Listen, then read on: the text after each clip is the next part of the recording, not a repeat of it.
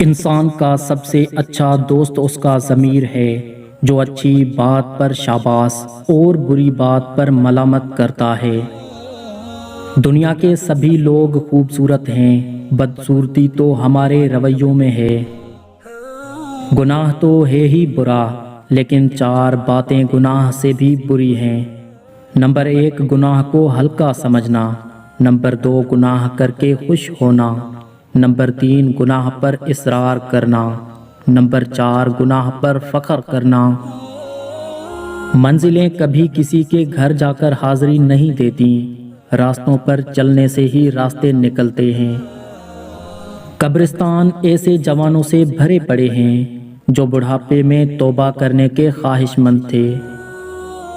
دل سے بڑی کوئی قبر نہیں ہوتی، وہاں ہر روز ایک احساس دفن ہوتا ہے۔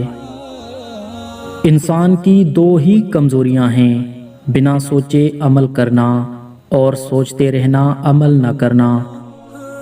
سخت لہجے کے ساتھ تنقید لوگوں کی انا کو جگاتی ہے اور نرم لہجے کے ساتھ تنقید لوگوں کے ضمیر کو جگاتی ہے۔